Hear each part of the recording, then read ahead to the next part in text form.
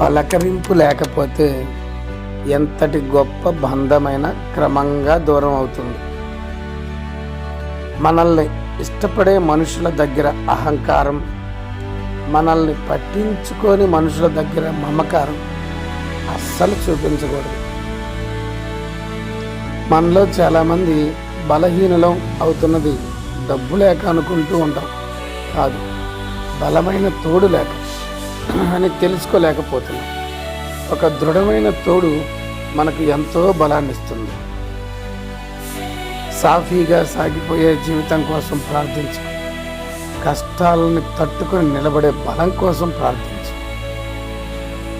నమ్మకమైన, గౌరవమైన, ప్రాణమైన ఒక్కసారి పోతే మళ్ళీ తిరిగి రావు.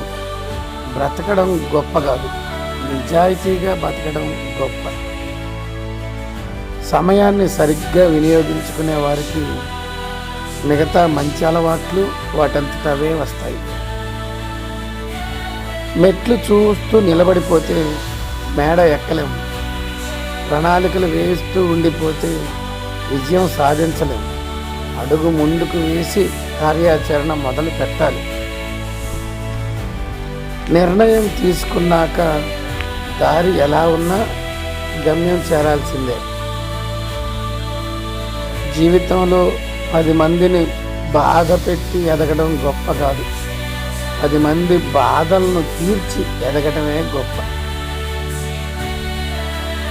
నీతులు చెప్పే 1,00,000 నాలుకల కంటే సాయం చేసే ఒక్క చేయి గొప్పది.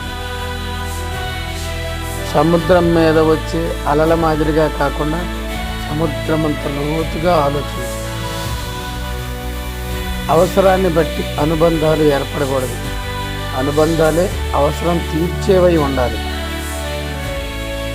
రోజుకో రకంగా మన వేషధారణ మారవచ్చు, కానీ రోజుకో రకంగా మన మనసు మారకూడదు. సర్దుకుపోయే గుణం అనేది ఆ రోజుల్లో గొప్ప లక్షణం, కానీ ఈ రోజుల్లో అది ఒక చేతకానితనం అయిపోయింది. ఒక్క నిమిషం నిర్లక్ష్యం వలన కోల్పోయిన అవకాశం ఒక్కోసారి 1 దశాబ్ద కాలం వేచి ఉన్నా దక్కకపోవచ్చు. చూడగానే ఎవరి మనసుకైనా ఇట్టే ఆహ్లాదాన్ని కలిగించి పువ్వుల యొక్క జీవితం ఎంత ధన్యమో. పుట్టుకతోనే పూలవనం కాదు జీవితం. ప్రతి మొక్క నువ్వే నాటాలి. అందమైన వనంగా మలుచుకోవాలి. అందరూ బాగుండాలి, అందులో మనముండాలి. సర్వే జనా సుఖినో భవంతు, లోకా సమస్తా సుఖినో భవంతు. Like and subscribe.